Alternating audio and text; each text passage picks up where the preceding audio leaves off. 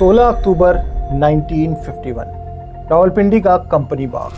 हज़ारों पाकिस्तानी अपने पहले वज़ीर आज़म जनाब कायदे मिल्लत लियाकत अली ख़ान को सुनने के लिए जमा थे।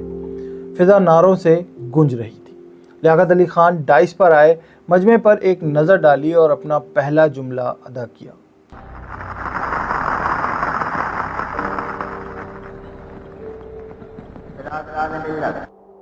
अचानक ठाएं ठाएं की दो आवाज़ें गूंजी और सब कुछ बदल गया।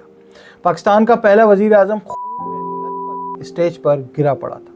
ये मंजर सब ने देखा, लेकिन इसके बाद जो हुआ वो आज तक एक मुअम्मा है, जिसकी शनाख्त बाद में सैयद अकबर नामी एक अफगान शहरी के तौर पर हुई। उसे मौके पर ही गोली मारकर खामोश करा दिया गया।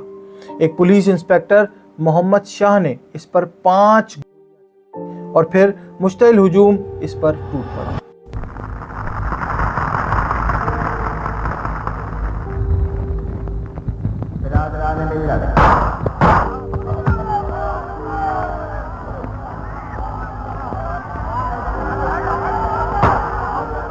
और यूं कहानी का सबसे अहम किरदार और इसके राज हमेशा के लिए दफन हो गए। ये एक शख्स का जुनून था या एक गहरी साजिश? क्या ये इंसाफ था या इंसाफ का कत्ल?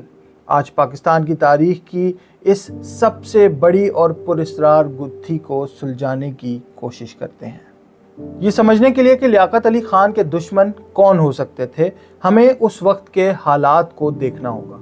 कायद-ए-आज़म के बाद लियाकत अली ख़ान एक नौज़ायदा मुल्क को अपने पैरों पर खड़ा करने की कोशिश कर रहे थे। एक ऐसा मुल्क जिसके सामने मसाइल के पहाड़ खड़े थे।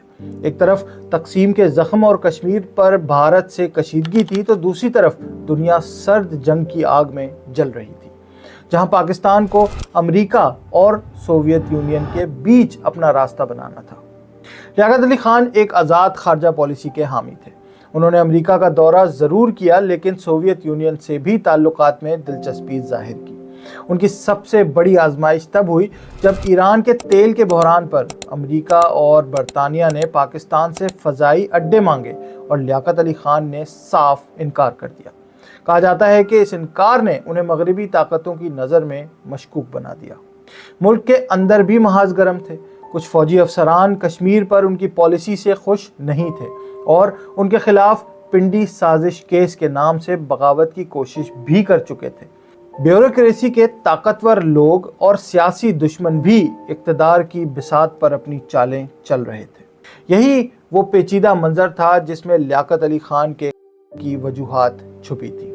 कायदे मिल्लत के बाद इंसाफ की उम्मीद शुरू से ही दम तोड़ती नजर आई।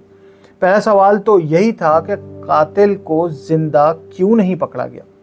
इस एक अमल ने फौरन एक मुनज़्ज़म साजिश के शुबहात को जन्म दिया।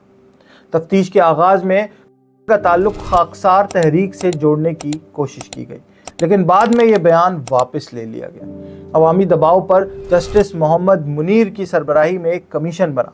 कमीशन ने दर्जनों गवाहों के बयानात लिए, लेकिन इसकी रिपोर्ट एक मजाक से ज़्यादा कुछ न थी। रिपोर्ट के 37 पैराग्राफ कौमी मफाद के नाम पर कभी शाया ही नहीं किए गए और नतीजा ये निकला कि ये सैयद अकबर का इनफरादी फेल हो सकता है। बेगम राना लियाकत अली ख़ान ने इस रिपोर्ट को मुस्तरद कर दिया और फिर एक ऐसा इत्तेफाक हुआ जिसने रही सही उम्मीद भी ख़त्म कर दी।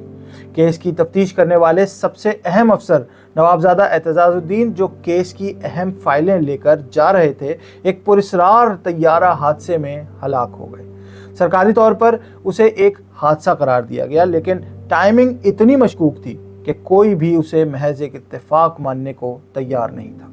बाद में स्कॉटलैंड यार्ड से भी एक तफ्तीशकार को बुलाया गया, लेकिन इसकी रिपोर्ट भी या तो गायब कर दी गई या इसने भी उसे इनफरादी फेल करार देकर फाइल बंद कर दी। ना कोई बाकायदा FIR दर्ज हुई, ना मुकदमा चला और ना ही कोई मुजरिम ठहरा। जब इंसाफ के दरवाजे बंद हो जाएं तो साजिशी नज़रियात जन्म लेते हैं।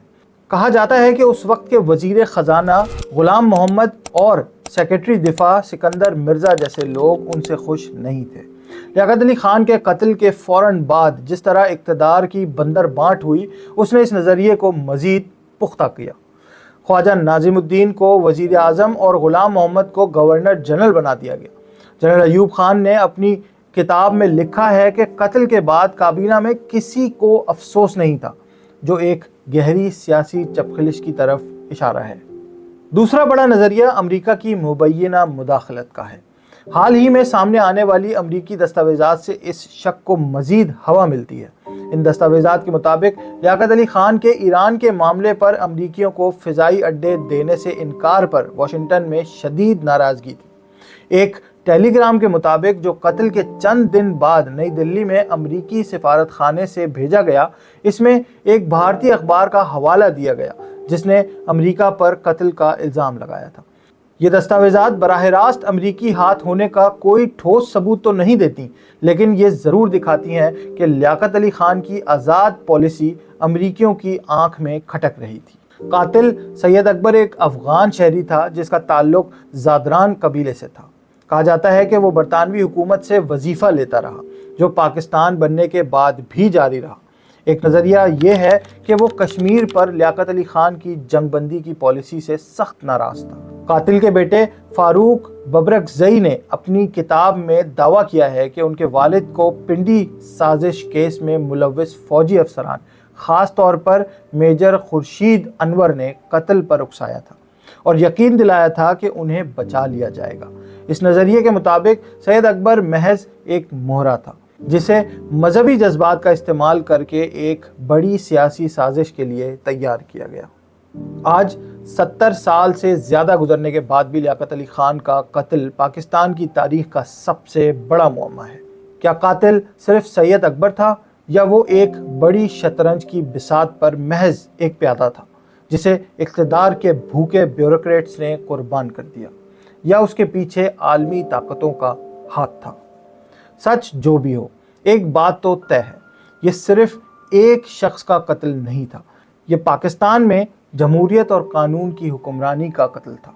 इस वाक़े ने मुल्क में सियासी अदम इस्तेहकाम का वो दरवाज़ा खोला जो आज तक बंद नहीं हो सका। आपकी इस बारे में क्या राय है? क्या आपको लगता है कि ये एक अंदरूनी साजिश थी, एक बैनुल अक़वामी खेल, या एक शख्स का जुनूनी अमल? अपनी राय नीचे कमेंट्स में ज़रूर शेयर करें। अगर आपको पाकिस्तान की तारीख़ के ऐसे ही अनकहे और अनसुने गोशों में दिलचस्पी है तो हमारे चैनल को सब्सक्राइब करना ना भूलें। मुझे इजाज़त दें, मिलते हैं एक और नई वीडियो के साथ बहुत जल्द। अल्लाह हाफ़िज़।